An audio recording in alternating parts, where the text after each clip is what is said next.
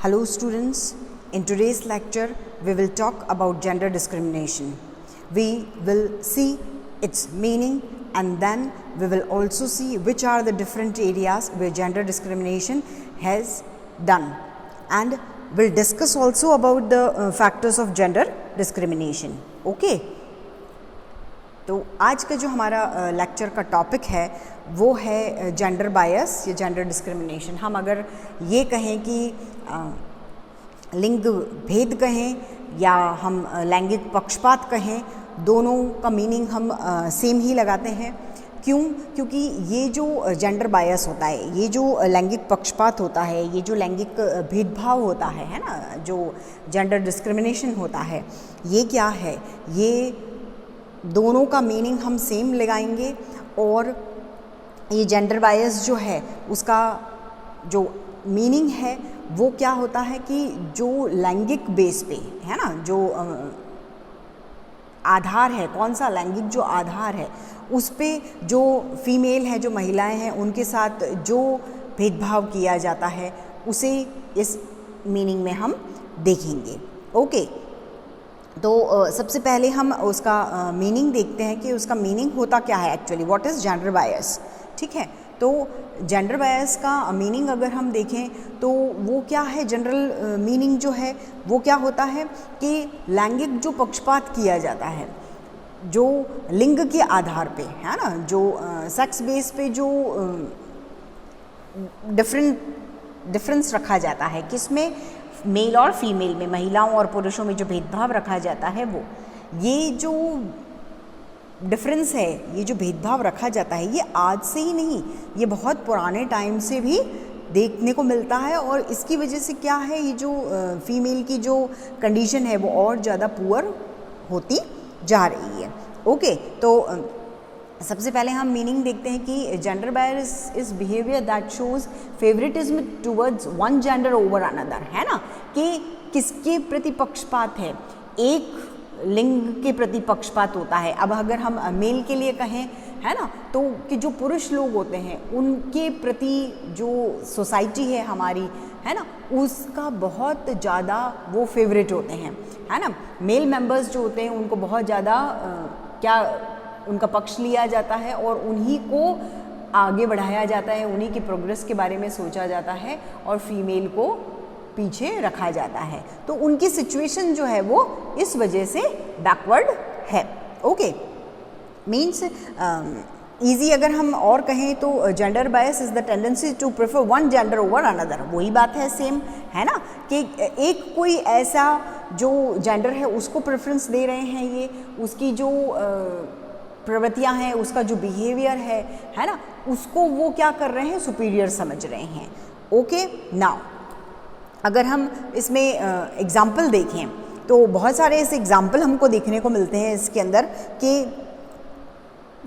एक कोई भी ऑक्यूपेशन देखें अगर हम, तो उसके अंदर ये कहा जाए कि पर्सन जो मेल मेंबर होते हैं वही उसके अंदर फिट बैठते हैं. ठीक है, जैसे हम इंजीनियर्स, तो इंजीनियर्स में एक पिक्चर क्लियर हो जाता है कि जो इंजीनियर्स होंगे या जो पुराने टाइम में जो डॉक्टर्स रहे, तो आज तो ऐसा नहीं है, आज की सिचुएशन तो थोड़ी सी डिफरेंट है कि फीमेल भी डॉक्टर्स होती हैं, लेकिन पुराने टाइम में ऐसा नहीं देखा जाता था. वैद, नीम, हकीम जो होते थे वो सब मेल मेंबर्स ही होते, जो पुराण और ये जो होते हैं जो कथा वाचन करते हैं, है ना, जो पंडित वगैरह होते थे, जो पुजारी प्रीस्ट वगैरह होते थे, वो सब कौन होते थे, वो मेल मेंबर्स ही होते हैं. और आज भी हमारे कई ऐसी रिलीजियस जो फैक्ट्स हैं, है ना, उनको अगर हम देखें, अगर हम धार्मिक आधार देखें तो उस पर भी हम ये देखते हैं कि बहुत सारी ऐसी जगह है जहाँ पे ये जेंडर बायस हमको देखने को मिलता है, ये डिस्क्रिमिनेशन हमको देखने को मिलता है कि मंदिरों में पुजारी कौन होते हैं,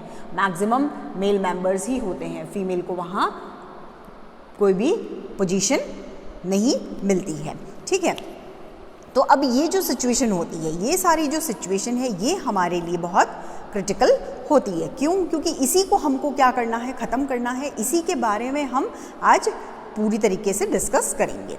ठीक है, तो अब ये जो सिचुएशन होती है, ये जो हमारा जो ट्रेडिशनल, हमारी जो सोसाइटी है, हमारा जो परंपरागत समाज है, उसमें ये जो फीमेल होती है ना, उनको बहुत ज़्यादा वीक क्लास के रूप में देखा जाता है, उनको बहुत ज़्यादा कमज़ोर वर्ग के रूप में देखा जा रहा है। और आज से ही नहीं, पुराने टाइम से भी ऐसा होता जा रहा है। चाहे हम हमारे घर की बात करें, चाहे हम सोसाइटी की बात करें, दोनों जगह पर उनका एक्सप्लॉयटेशन होता है। उनको बहुत ज़्यादा उनमें भेदभाव रखा जाता है ना। और वो इस प्रॉब्लम से, वो इस वजह से बहुत ज़्यादा अपने आप में क्या करती हैं, बहुत ज़्यादा हीन फील करती हैं। तो महिलाओं की ये जो सिचुएशन है और विमेन के खिलाफ ये जो भेदभाव है, ये हर जगह पे होता है। ठीक है, हम एक एग्जांपल लेते हैं कि ये जो ग्लोबल जेंडर जो गैप इंडेक्स है ना, ग्लोबल जेंडर गैप इंडेक्स जो है, उसके अंदर 2020 में है ना, ईयर 2020 में इंडिया जो था उसने 153 कंट्रीज़ में से 112th पोजीशन एक्वायर की थी। मीन्स हमारे यहाँ हम अगर ये कहें इन शॉर्ट, तो means the root of gender biases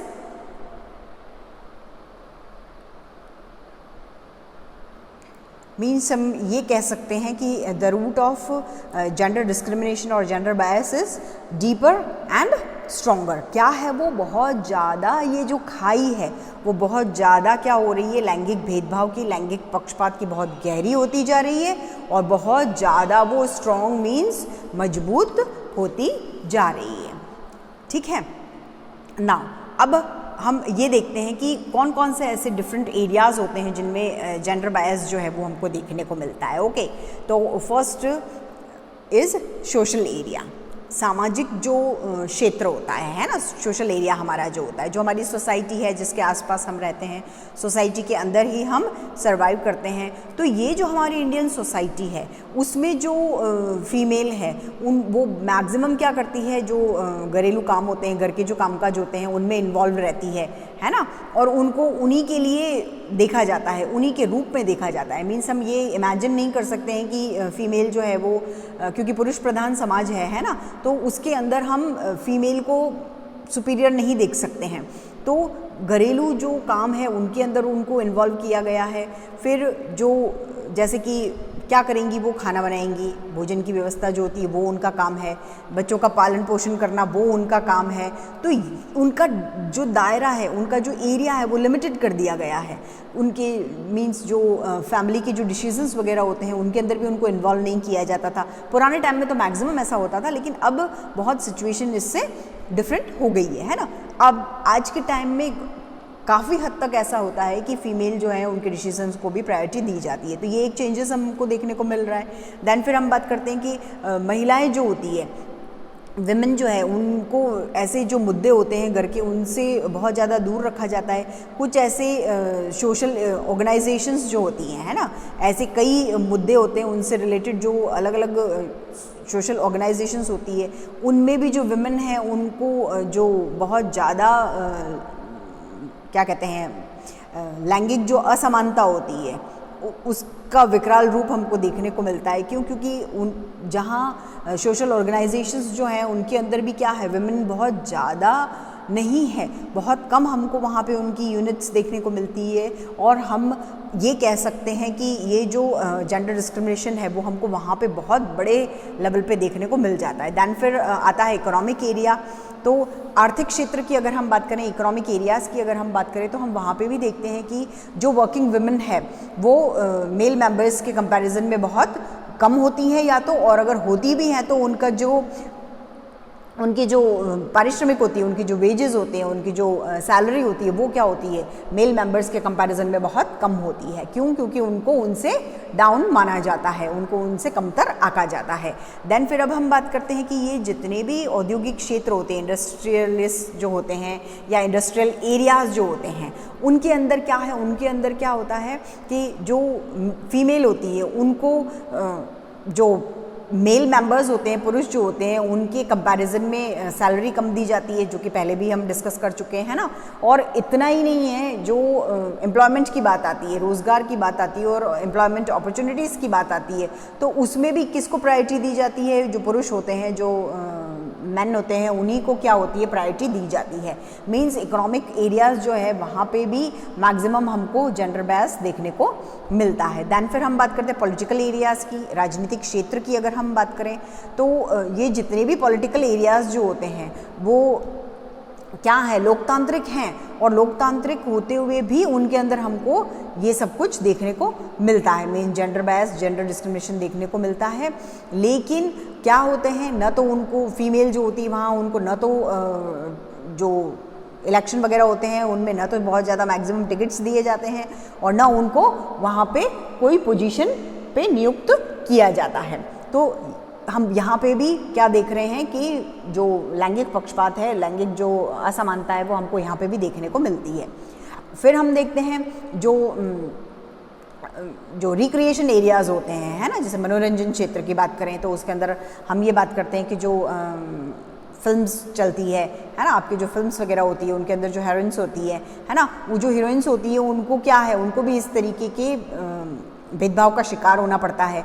उनको जो हीरो होता है उनके कंपैरिजन में किरदार भी कम दिया जाता है और हीरो जो होता है उसको पारिश्रमिक ज़्यादा दिया जाता है, उसको पेमेंट ज़्यादा किया जाता है हीरोइन के कंपैरिजन में। तो वहाँ पे भी हमको मनोरंजन एरिया जो होता है, रिक्रिएशन एरिया जो होता है, वहाँ पे भी हमको ये देखने को मिलता है कि मेल मेंबर्स जो है उन्हीं को सुपीरियर समझा जाता है।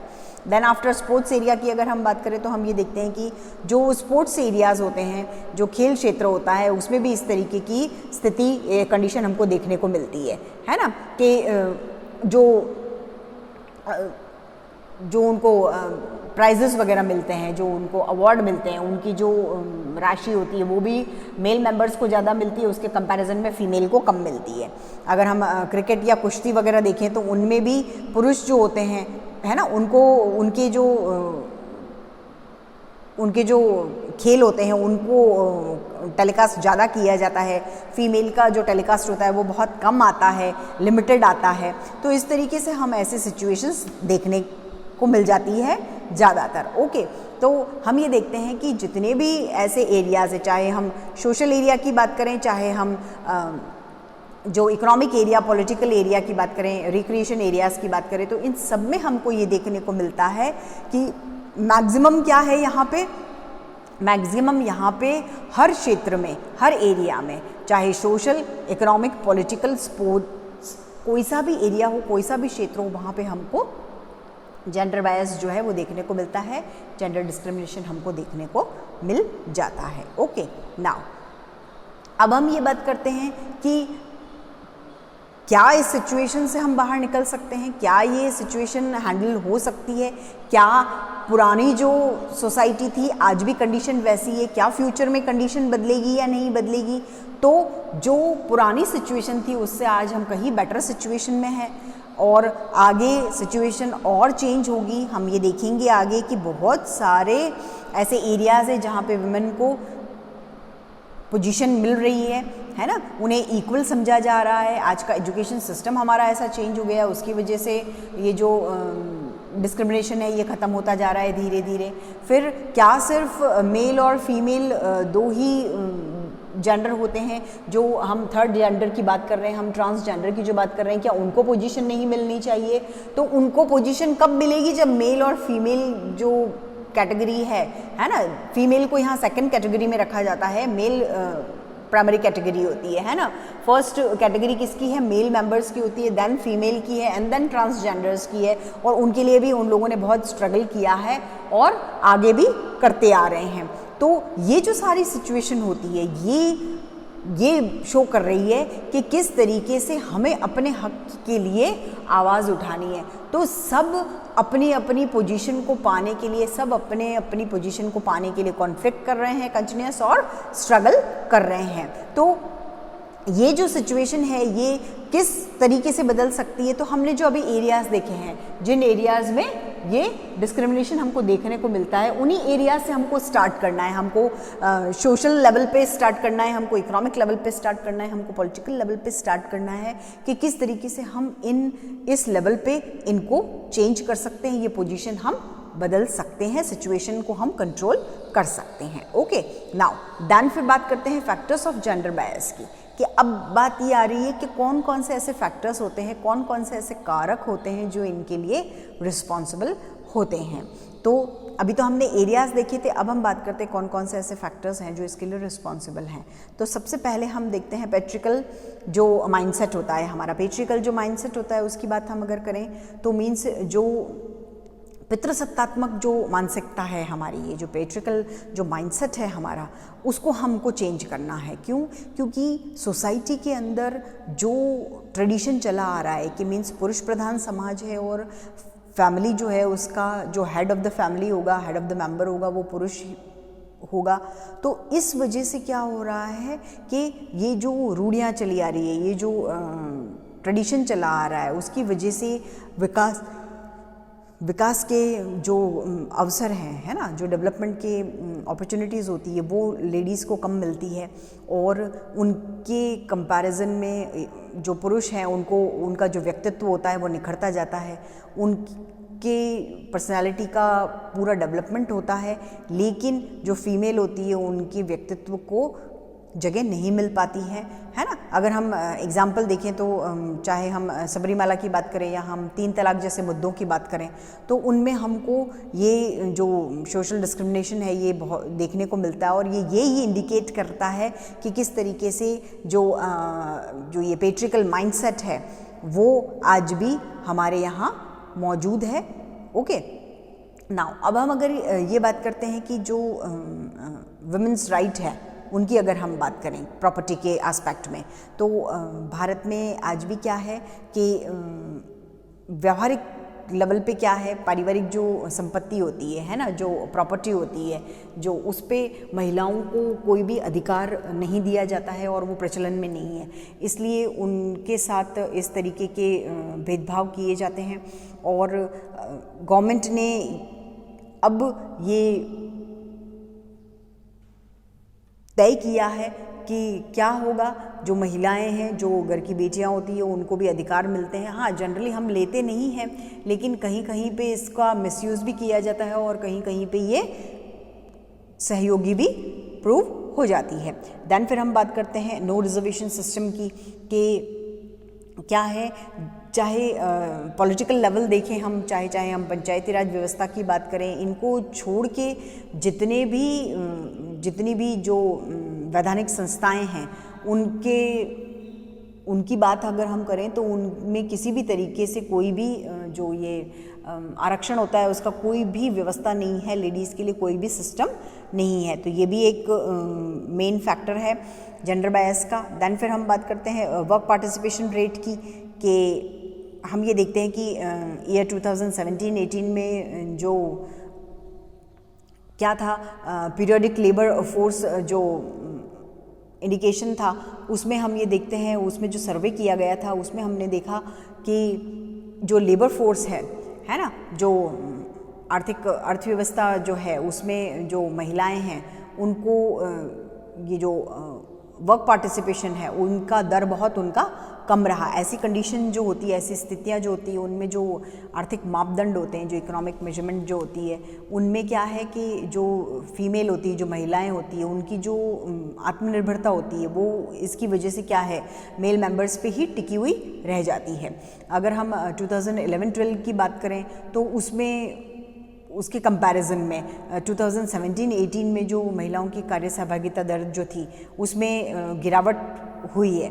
और उसके अलावा अगर हम देखें कि जितने भी जो स्टेट और जो केंद्र शासित प्रदेश है ना, उनकी बात करें, चाहे हम एमपी की बात करें, अरुणाचल प्रदेश की बात करें, चंडीगढ़ की बात करें या दमन दीव की बात करें, तो उनमें जो फीमेल्स हैं उनकी जो कार्य सहभागिता दर थी उसमें काफ़ी सुधार हुआ है। ये वर्क पार्टिसिपेशन जो है उनका लेवल वहाँ पे हमको थोड़ा बड़ा हुआ और सुधरा हुआ देखने को मिलता है। देन आफ्टर हम बात करते हैं अंडर रिपोर्टिंग की, कि एम्प्लॉयमेंट जो है उसकी अंडर रिपोर्टिंग की जाती है। मीन्स जो फीमेल होती है वो जो परिवार के जो खेत होते हैं, फैमिली के जो फार्म्स होते हैं, उनके ऊपर अगर वो काम करती है या घर में जो वो काम काम करती है तो उसके बदले में उसको कोई सैलरी नहीं मिलती है, और उसको प्रॉब्लम ये भी आती है कि वो जो काम करती है उसके बदले उसको सैलरी नहीं मिलती है, और वो जो काम करती है उसको जो ग्रॉस डोमेस्टिक प्रोडक्ट है उसके अंदर ऐड भी नहीं किया जाता है ना। तो ये उसके लिए विदाउट सैलरी वाला काम होता है और इसको जीडीपी में इंक्लूड भी नहीं किया जाता है। देन फिर हम बात करते हैं, लास्ट कंसेप्ट हमारा है, फैक्टर है हमारा एजुकेशनल फैक्टर। तो हम ये देखते हैं कि ये जो शैक्षिक कारक होते हैं हमारे, है ना, ये जो हमारे शैक्षिक कारक होते हैं उनकी वजह से कुछ ऐसे मानक हैं, कुछ ऐसे इंडिकेटर्स हैं जिन पर जो फीमेल होती है, जो महिलाएं होती है, उनकी जो कंडीशन होती है वो पुरुषों के कंपैरिजन में बहुत वीक होती है।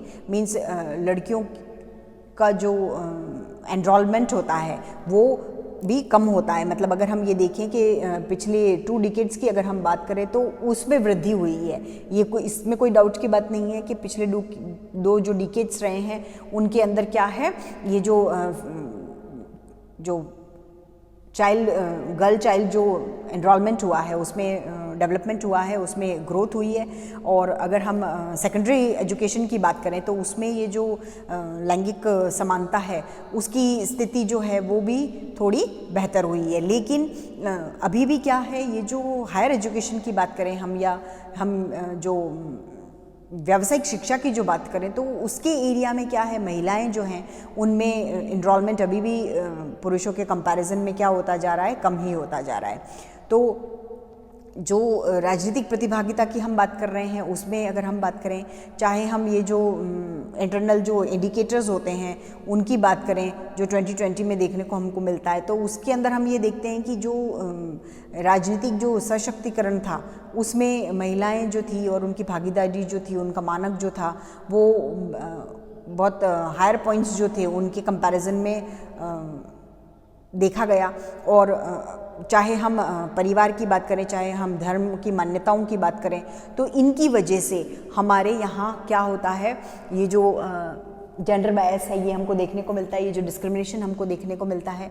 तो चाहे हम पेट्रिकल माइंडसेट की बात करें, चाहे हम प्रॉपर्टी की बात करें, चाहे हम रिजर्वेशन सिस्टम की बात कर रहे हैं, है ना, अंडर रिपोर्टिंग ये भी हमें देखने को मिलती है, ये भी एक मेन फैक्टर है। देन फिर एजुकेशनल फैक्टर है, वो भी इम्पॉर्टेंट रोल प्ले करता है। ये जो जेंडर बायस है और इसको ये लगातार जो बढ़ रहा है और इसकी सिचुएशन जो क्रिटिकल हो रही है उसमें, ठीक है। तो ऐसा नहीं है कि सिर्फ और सिर्फ हमारे को नेगेटिविटी ही देखने को मिल रही है, हम यहाँ पे ग्रो भी कर रहे हैं कि हम ये देखते हैं कि जो सामाजिक जो लिंग भेद है उसको बनाए रखने के बहुत से कारक होते हैं, बहुत से फैक्टर्स होते हैं जिनके बारे में अभी हमने डिस्कस किया। और जो एजुकेशनल लेवल है वो 35% आज भी क्या है, महिला शिक्षा जो है वो दूर है ना। एजुकेशन लेवल पे अगर हम देखें तो 35% महिलाएं जो है वो शिक्षा से अभी भी दूर बैठी हैं।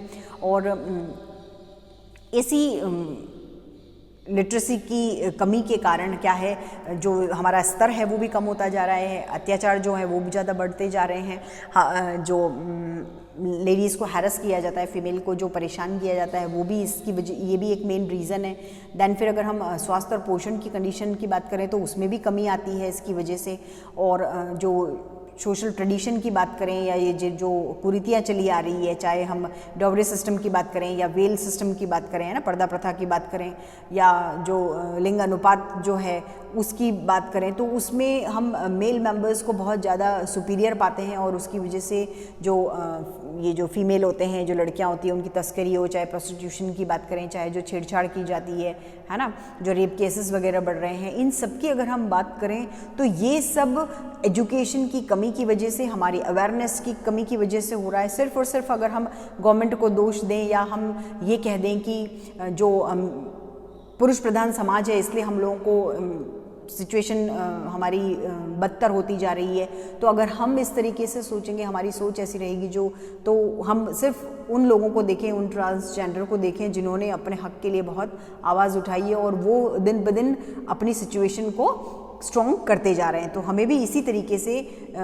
इक्वल राइट अगर चाहिए तो हमको अपना लेवल अप करना होगा, हमको एजुकेशन का लेवल अप करना होगा, हमको इकोनॉमिक एस्पेक्ट देखें, अगर हम चाहे सोशल एरिया देखें, हमें हर जगह अपना स्टेटस अप करने का ट्राई करना होगा। Okay, so let's end today lecture here. Okay, further points will be discussed in the next lecture. Okay, thank you.